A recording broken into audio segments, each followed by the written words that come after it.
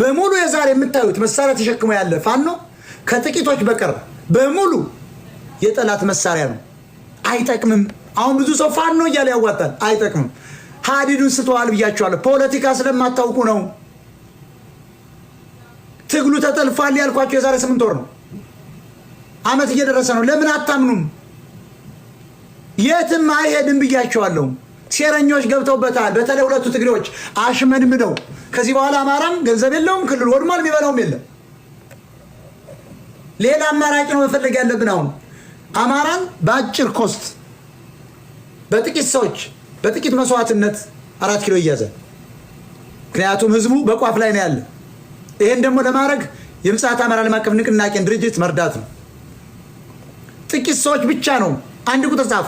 ለገንዘብ እርዳታ ገንዘብ ያላችሁ ጀግኖች እኔን ካመናችሁ ኑ ስራ እንስራና የአማራን ህዝብ ቤተመንግስት እናስገባው። ክልሉን በፍጥነት እንይዘዋለን። ክልል ጋር አንሄድም እኛ ቤተመንግስቱ ነው የምንይዘው።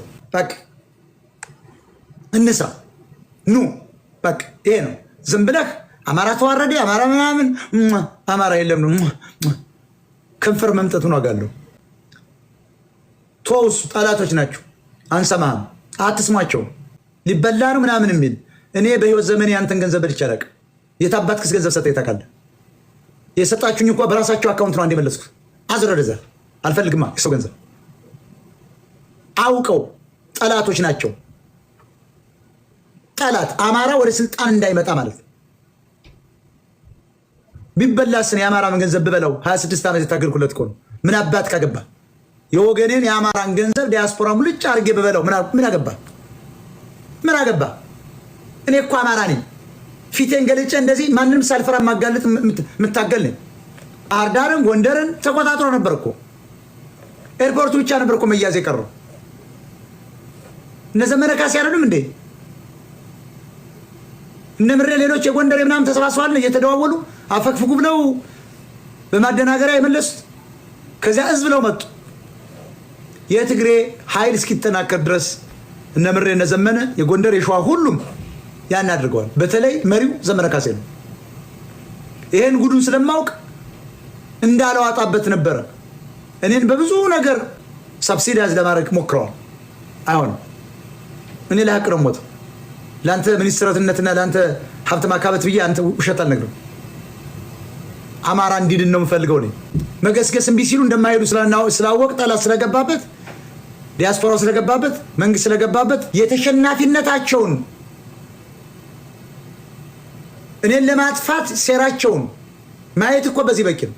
አሁን አማራ አልገባውም እንጂ አሁን በሶሻል ሚዲያ ላይ እኔም ብቻ ነው የሚያወግዙ። የውሸት የተሳሳተ ፋኖ መርዝ ይጠጣ የሚለውን የብልጽግና የሆኑ ይህንን አደረጃጀት ያልከውን ዋናውን ፋኖ ገንብቼ መሀል ላይ ቆርጠው ወደ ጫፍ ያለውን አድርገው ይሄው ከኋላ ደግሞ ነበር። ከኋላ ደግሞ ምን ይል ነበር? ሌላ ነገር ነበር። ያን ቆርጦ መሀል ላይ ያችን አውጥተው ባጭር ነው እኮ። እኔ አጭር ንግግር ተናግሬ አላውቅም። ረጅም ንግግር ነው የማደርገው። እኔ ፋኖ ይጨፍጨፍ አላልኩም። እውነተኛው ፋኖ ይገደል አላልኩም። ለምንድን ነው እውነተኛውን ፋኖ መርዝ የምሰጠው? ጀግኖችም ወደ ቋራ ወደ ምን ሄደዋል? አሁን ከተማ ውስጥ የምታየው ቀንደኛ ጠላት ነው።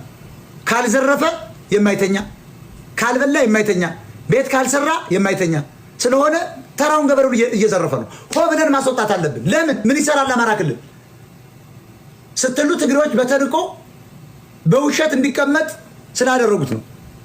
ይሄን ሁሉ ጉድ ስለማጋለጥ እነ ዘመነ ካሴ ሌሎችም ለራሳቸው ቀጣይ ስልጣን ሀብት ስብሰባ ላይ ስለተጠመዱ እኔን ለማጥፋት ተንቀሳቅሰዋል። የትም አልሄድም።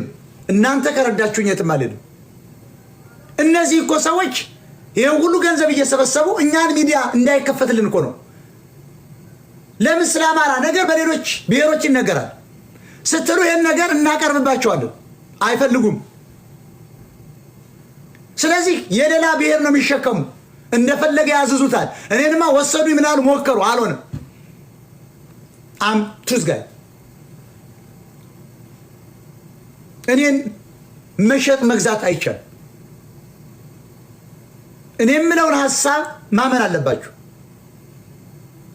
ስለዚህ ትክክል ኢትዮጵያዊነት ተመልከቱ። ይሄ ሰውዬ ሁልጊዜ የሚጽፈው ይሄ ነው። ፖለቲከኛ ወርቁ አይተህ ነው። ቅን፣ ደግ፣ ብሩህ አእምሮ ባለቤት ነው። ጎን ግን ከጎኑ ያሉት ጸረ አማራ ጋሜ አምላኪዎች ናቸው። ዋው! ኧረ ይሄንን እንትን ላድርገው ጎበዝ። ኧረ ቆይማ ፒን ላድርገው። ኧረ ፒን አድርጉልኝ። የት ገባ? ይሄ ፒን መደረግ አለበት። በጣም የሚገርም ነው። በጣም የሚገርም ሰው ነው ይሄ ሰውዬ። ይሄ ሰውዬ ማን እንደሆነ ማወቅ እፈልጋለሁ። ስጽፍለትም አይመልስልኝ። በቃ ፖለቲከኛ ነው። ሀቋ ነው ቁጭ የሚያደርግ ደግና ብሩህ አእምሮ ባለቤት ነው። ግን ከጎኑ ያሉት ጸረ አማራ ጋሜ አምላኪዎች ናቸው።